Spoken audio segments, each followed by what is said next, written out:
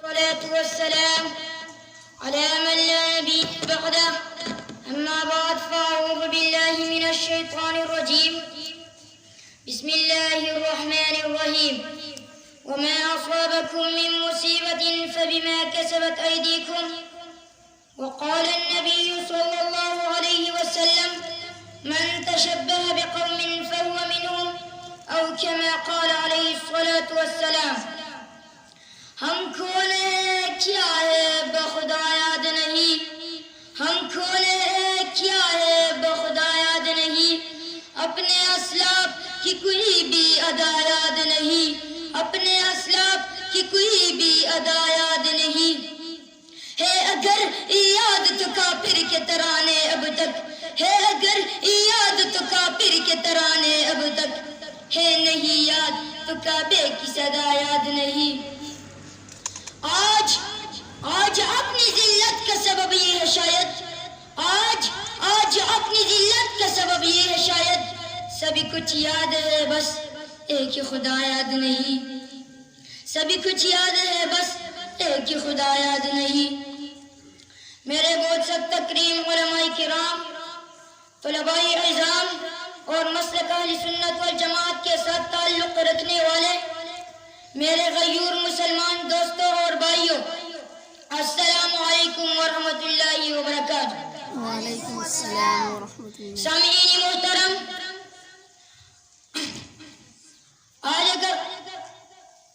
آج اگر ہم امت مسلمہ کے زوال کے اسباب ایک نہیں دو نہیں 10 نہیں بلکہ انگنت اور لامحدود ہے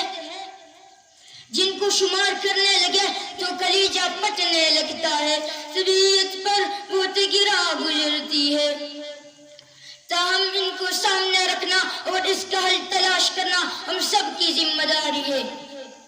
سامعین ذی وقار آج اگر ہم امت مسلمہ کے حالات کو سامنے رکھے دیکھ کے غور کرے تو معلوم ہوگا کہ آپس کے اختلافات اخلاقیات کا خاتمہ اخلاقیات کا خاتمہ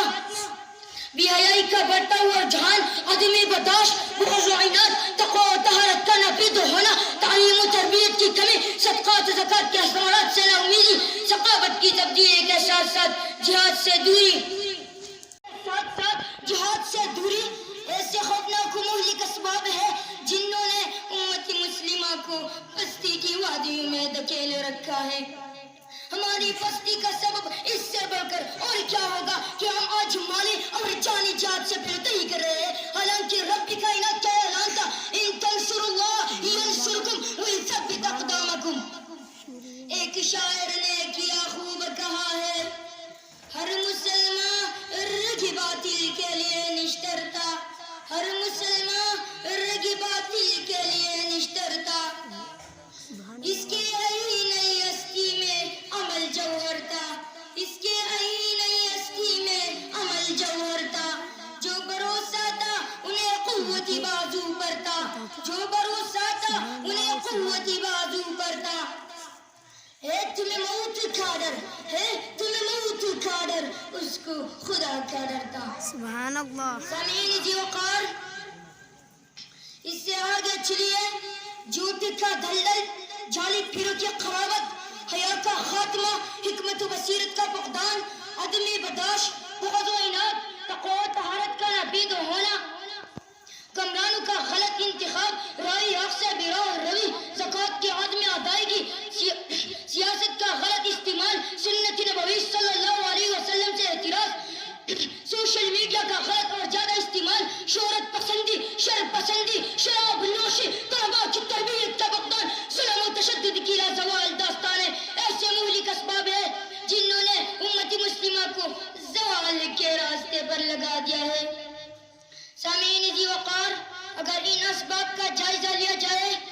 تو معلوم ہوگا کہ ہم اور ہمارا معاشرہ مغربی تہذیب کا دلدادہ بنتا چلا جا رہا ہے